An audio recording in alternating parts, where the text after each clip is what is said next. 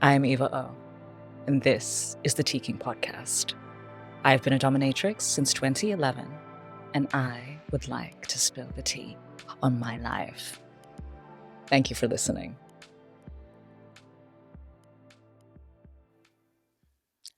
Sex work is less sex and more work than you may imagine.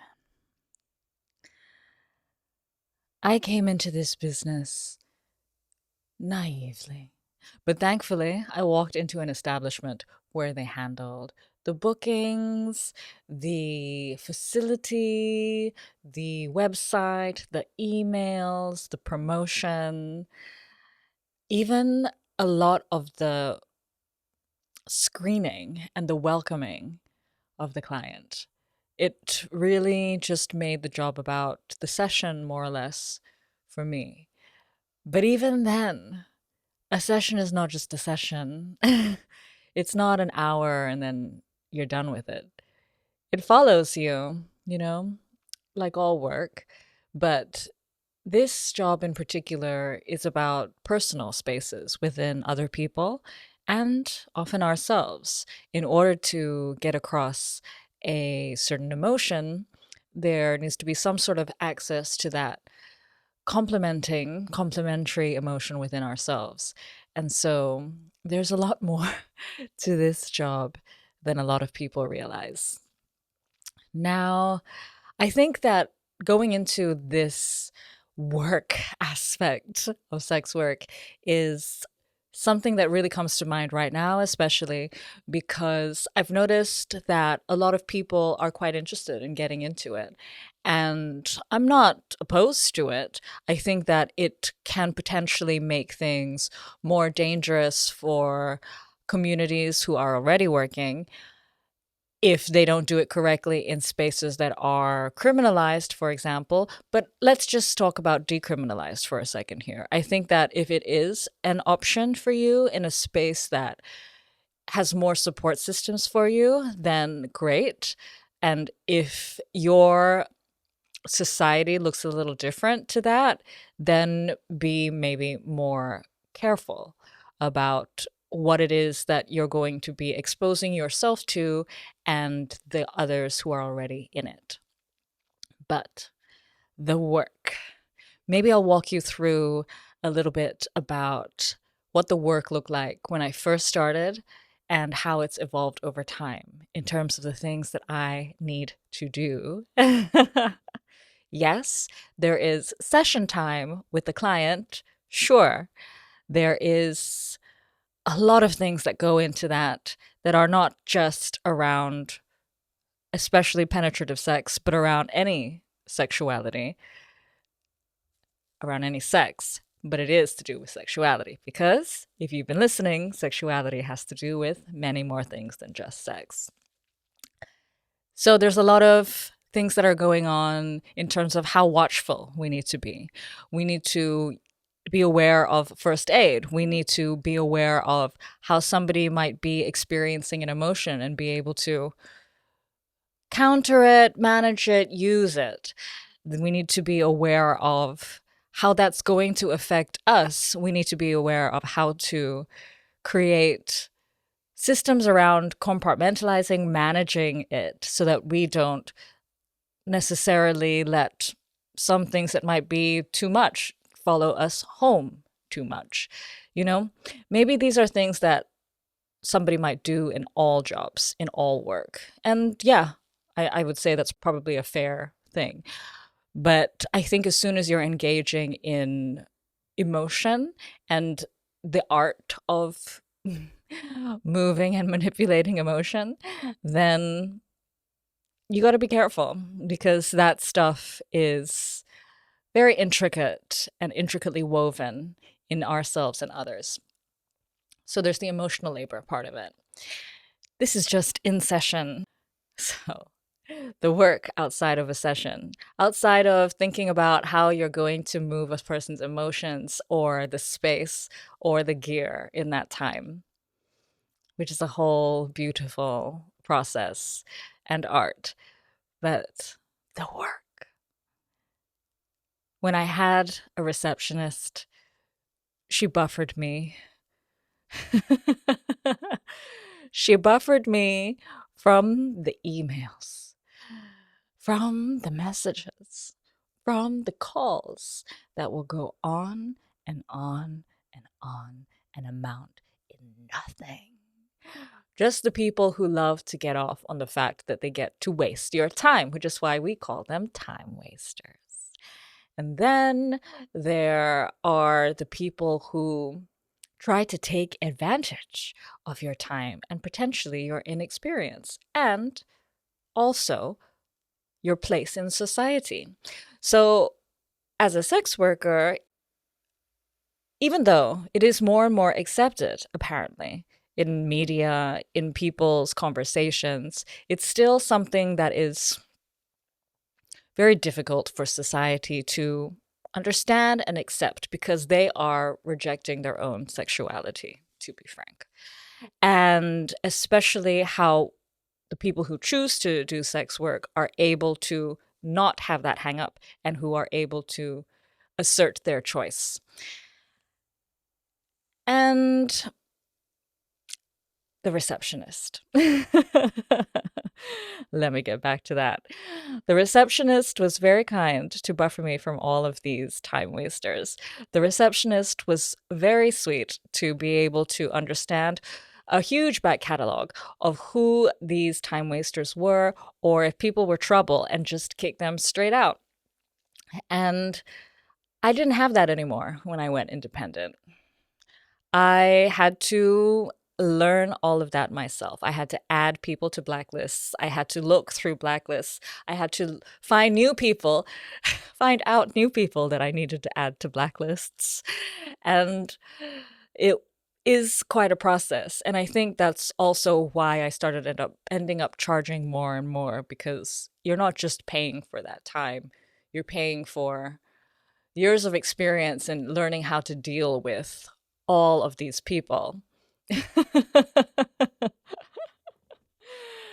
And that's not even thinking about how you're going to, in the case of a dominatrix, afford the gear, what gear you need to choose, like how are you going to store it, how are you going to transport it, how are you going to transport it in a way so that it's not going to get you into trouble, even if you're traveling with a dildo across borders. As a woman, you're stopped because people will question. If you have condoms in your bag as a woman, that is grounds for thinking that you're actually working in sex. I mean, welcome to safe sex, right? But yeah, it's not as easy as maybe some people think. For multiple reasons, multiple layers. So once we're past the receptionist stage, once we're past just the screening and just the welcoming and just the answering emails, knowing what's going to work and not, we haven't even gotten to the session yet. And I mean, how did we even get there, right? How did anybody know to send that email? There's the marketing, right? I mean, we used to have Backpage. Maybe you know about Backpage. Another episode. But Backpage was a directory of sorts where you could just easily list up your ad and find a client and have them come in. We used to list on that a lot in the dungeon, and the receptionist used to be the one that would do that. And you'd post it and somebody would come in, the same day. It was fairly instantaneous. Now there are listing sites, and some are more safe than others to list on because, for example, there's one called Eros in the States, and they, I think, got raided, or they even just handed over their identity card information to the government. So, it's there's a lot of things that are stacked up against workers. But despite all of these challenges, why do I still do it? Why does anyone still do it? Everyone's going to have a different reason, right? I think for me, I haven't stuck with many things as long as I have sex work, as long as I have domination. I think that there's a lot of emotional payoffs. There's clearly a financial payoff. The way that I've been able to structure my business, it hasn't been easy to get here. But despite all of these challenges, why am I still here? Because I guess it satisfies so many things for me, right? It satisfies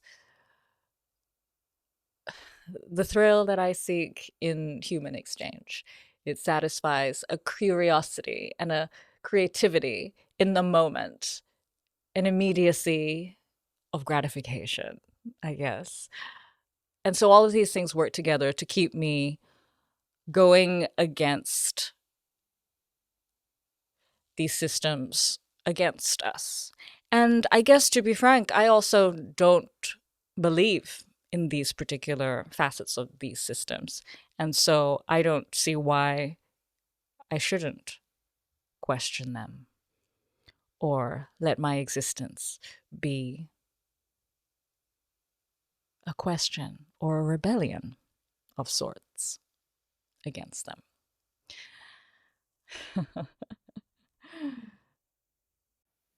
Before the reception. This marketing that one speaks of. I mean, when I had the dungeon, they took care of a lot of that for me. They helped me to write a bio. They helped me to get some very basic but fine photos together. And they put it up on their site. They set up an email for me. But now that I'm on my own, I have to do all those things myself. I had to hire a photographer. I had to figure out how to do a website. And I had to figure out how to do that myself because so many people wanted to take advantage of me. When people see a sex worker in a society that doesn't support them, they are more likely to try to take advantage of them because who is going to protect the sex worker? And because on some level, they don't necessarily respect the choice that we have made. And therefore, they equate that choice with us and they don't respect us. And so, more roadblocks. But luckily, in my case, I had learned how to do that before, even though I learned quickly that people would try to take advantage of me in that situation as well. The marketing. You really have to put on a different brain in order to describe yourself in that way, in a way that somebody else can read it, not to hear you say it or to observe you, but to read it almost cold and get it and make a decision to move towards you. That's a skill and it's a different way of thinking. And not everybody will have the ability to move their brain into that space. If you have a flair and a talent for observing yourself and understanding what it is that you want to highlight, then great. But if you have that an inability around it or are not interested in indulging that, then it's going to be hard. It's going to be very hard. I mean, pictures can say a lot, sure. But if people are moving towards an image and only an image, it's more likely than not that it will not be a lasting exchange, a lasting client, perhaps. The shallow ones, perhaps. Depends what you're going for. Maybe you just want that. But sustainability of a business, when you're a sole operator, can be quite reliant on repeat business. We haven't even gotten to the session yet, have we?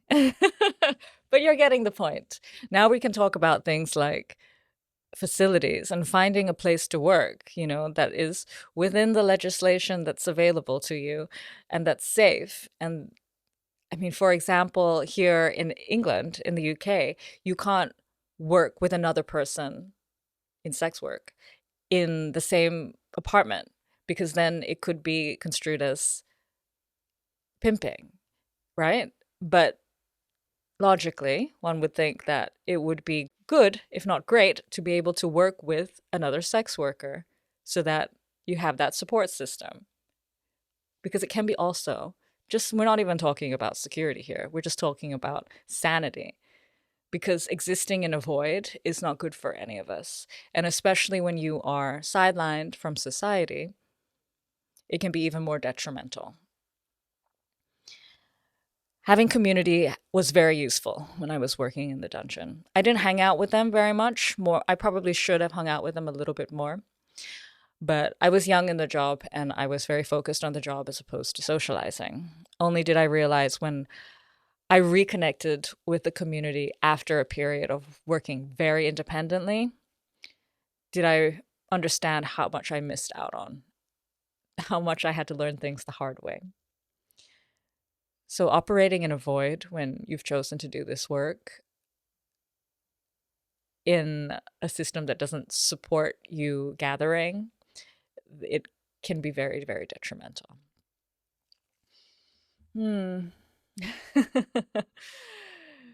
Yeah. So we've got the session. We've got the gear that maybe you can't afford. We've got the space that may or may not be safe. And then maybe now we can move on to the actual time that we spend with the client. All of these people, they are all so different. All of them. They have the intricacies of their personalities and their reactions. And unless you're trained in these things, you got to learn this stuff just off the cuff. You got to learn it from interacting with somebody. And even when you are trained, right? When you have all the experience, when you have experience since 2011, it's still something you have to be very watchful of in order to do a good job, you know. We're not even talking about safety here. We're not even talking about safety. Because, you know, to be frank, because of the screening that I get to do, because that I'm familiar in the place that I'm working, because of the position of power that I am in as this role, you know, I have this naked body in front of me and I'm fully clothed and ready to run out the door if I need to. Not that I think of this anymore, but I feel more safe playing with all of these parameters than I do walking down the street sometimes. Things have definitely improved since Me Too, but I remember, you know, New York is a particular space for me because in like the early 2000s, when I first started going there on my own as an adult, I was followed. I was hollered at. I was stopped. I was stalked. Every time I went out of the house, every time there would be something. But over the last few years, I walked past a construction project the other day in New York, and there was maybe 3 or 4 men there, and they all stopped talking, but they didn't look at me, and they let me pass. And I thought, this is an improvement. But to have put up more of a guard walking on the street than I did in the dungeon, I mean, yet another observation that I've learned. But to get to that feeling of security when it comes to work, there is that screening, there is that setting up of space, there is that self-awareness, there are those systems at play, you know, when it comes to security, when it comes to people knowing where you are, when it comes to your clients understanding where they stand. That takes negotiation. That takes an assertion. Navigating somebody into the headspace of a session and out of the headspace of a session so that they can integrate as best as possible and move out into the world. And I guess, frankly, become a good repeat client is a particular skill.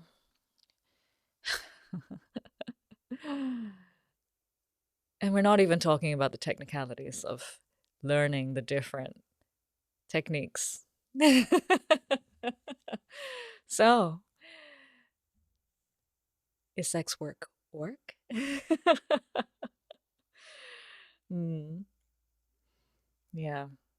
And then now we're talking about this session that you should have collected payment for at the beginning. But let's talk about payment following this.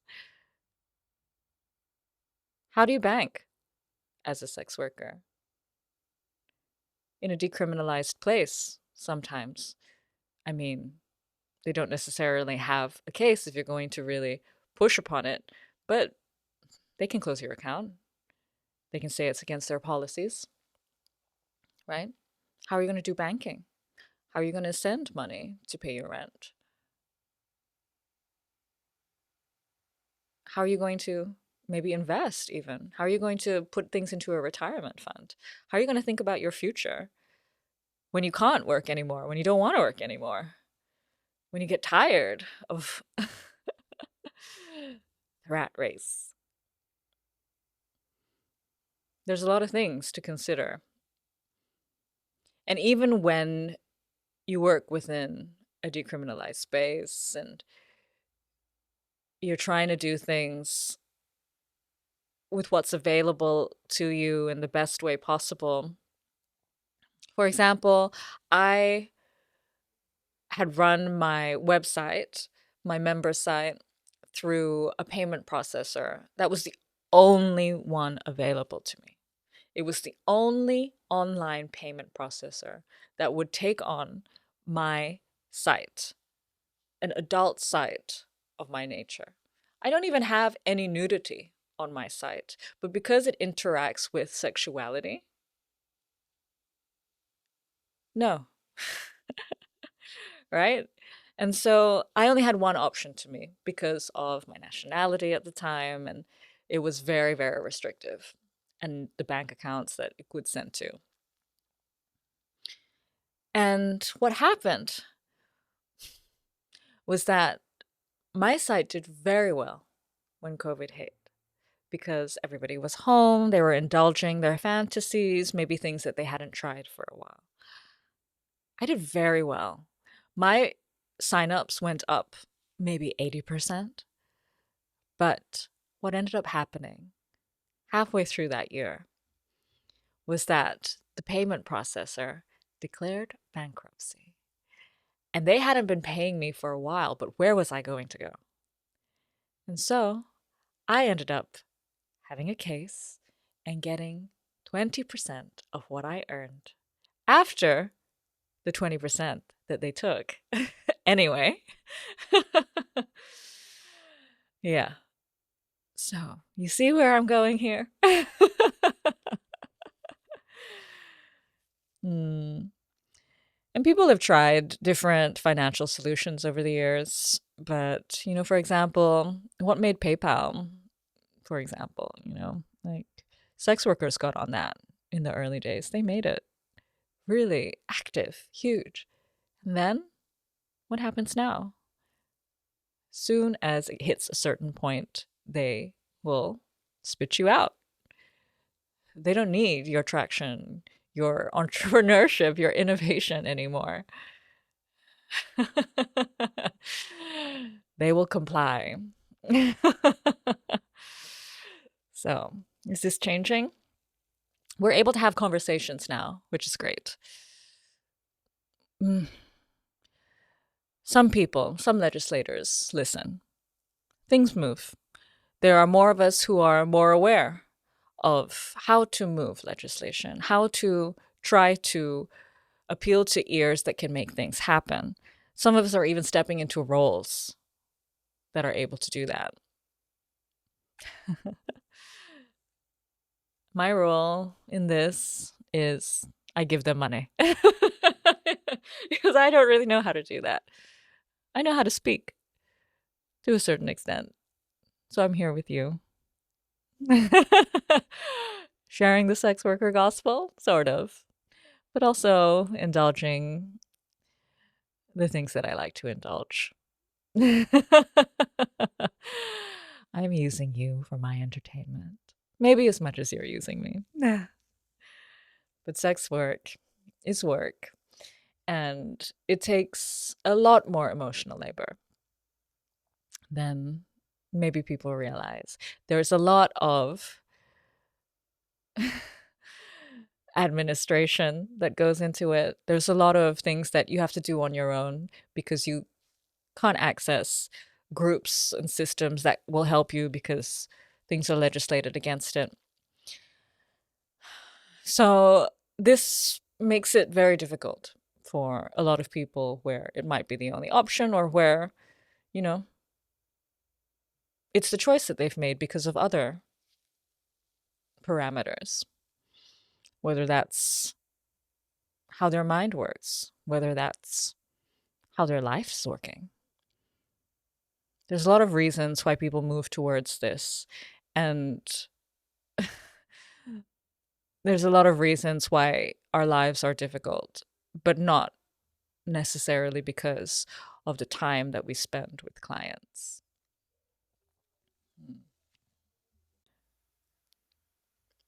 So, what has helped me through all of this learning?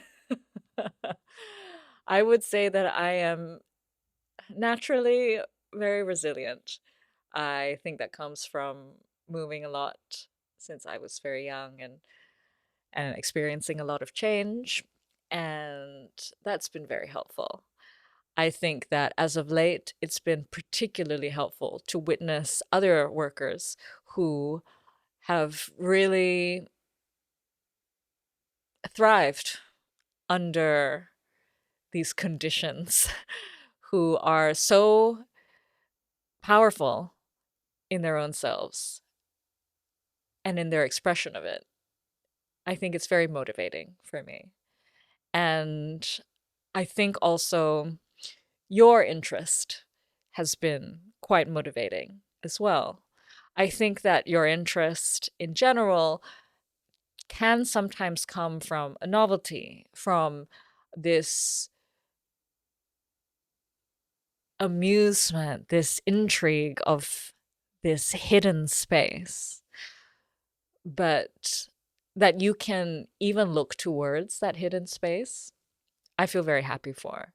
And I feel very happy that I can add to that somehow.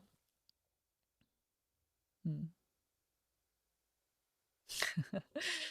And for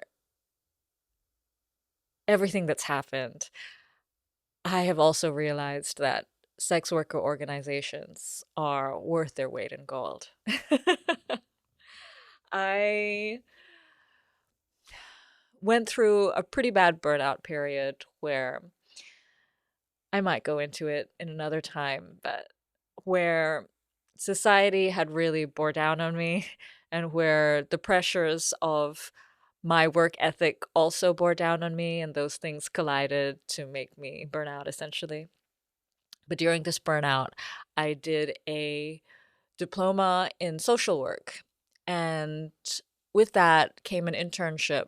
And with the internship, I chose a sex worker organization. And they mostly put me in my own little office to type away. But as I did type away, I got to see a lot of data on street work, especially. And this was particularly interesting at this point in time because it was when Backpage was just going down.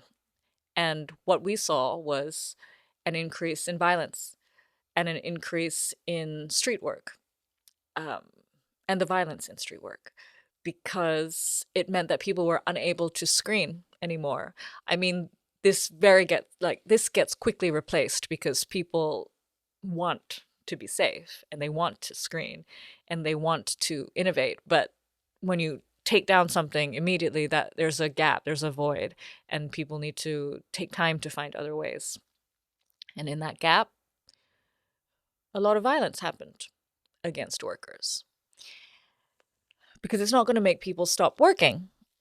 It's just going to make the conditions harder and more difficult and more dangerous. Yeah, I guess this makes me think. I mean, explaining all of this to you, it sounds really tough. And it has been.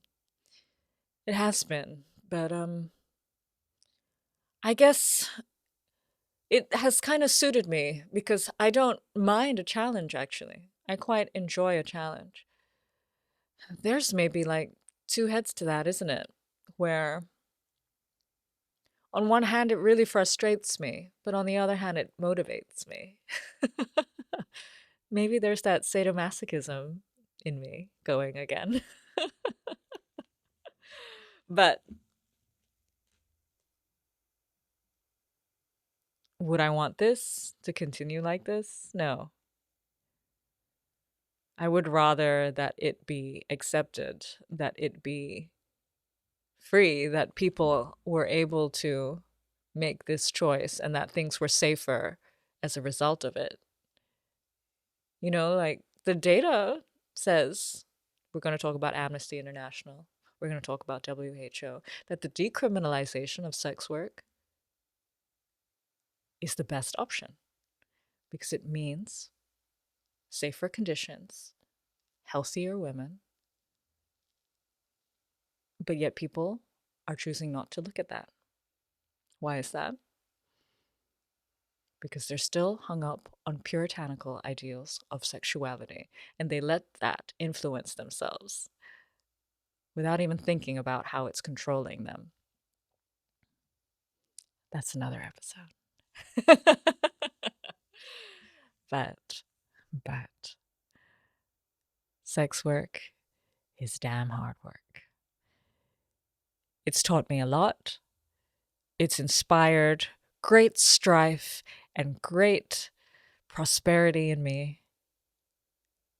It has taught me lifetimes because of what I've had to battle against societally, logistically, because of the people that I get to encounter and how honest they are with me, for better or worse, because of the resilience and power that I see in the people around me who are doing this work as well.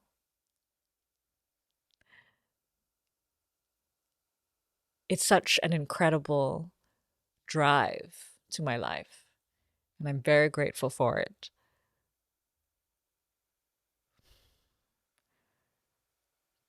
But damn, it's really hard work.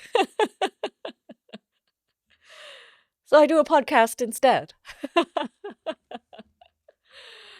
But thank you so much for listening.